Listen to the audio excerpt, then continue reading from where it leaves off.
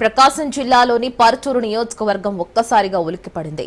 పర్చూరు మండలం నాగరాజుపల్లికి చెందిన వైసీపీ కీలక నేత దాసం హనుమంతరావుకు చెందిన ఓ గోదాములో టన్నుల్లో జిలిటిన్ స్టిక్స్ బయటపడ్డాయి.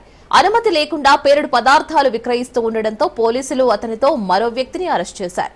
అయితే ఇప్పుడు ఈ కేసు రాజకీయ కోణం తీసుకునేలా కనపడుతోంది. అరెస్టైన వైసీపీ నాయకుడు దాసం హనుమంతరావుకు నెల్లూరుకు చెందిన మాజీ మంత్రి కాకాణి గోవర్ధన్ రెడ్డికి సంబంధాలు ఉన్నట్లు పోలీసులు అనుమానిస్తున్నారట. మరి కేసును మరింత లోతుగా దర్యాప్తు చేయాలని పోలీసులు భావిస్తున్నట్లు తెలుస్తోంది.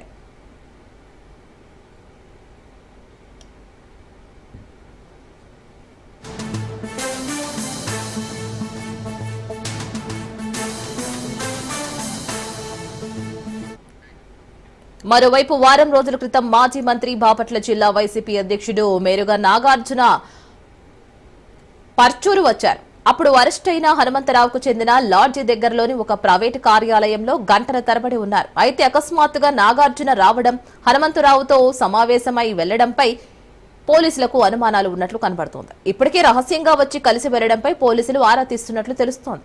కార్యక్రమానికి పర్చూరు వైసీపీ ఇన్ఛార్జ్ గా ఉన్న గాదె మధుసూదన్ రెడ్డి కూడా హాజరు కాకపోవడం అనుమానాలకు తావిస్తున్నట్లే ఉందనేది అధికార పార్టీ నేతల నుంచి వినిపిస్తున్న మాట.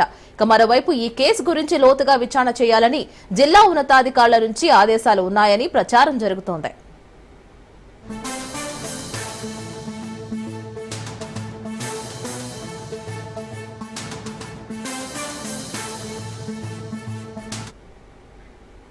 బాపట్ల జిల్లాకు చెందిన మంత్రి గొట్టిపాటి రవికుమార్ ఈ కేసులో సీరియస్ గా ఉన్నారట.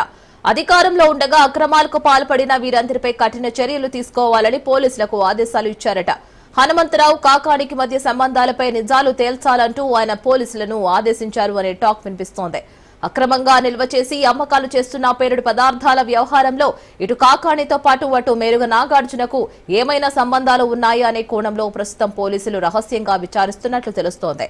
మరోవైపు పేలుడు పదార్థాల వ్యవహారం ఎస్పీకి ఎలా తెలిసింది అనే దానిపై వైసీపీ నాయకులు ఆరా తీస్తున్నారట.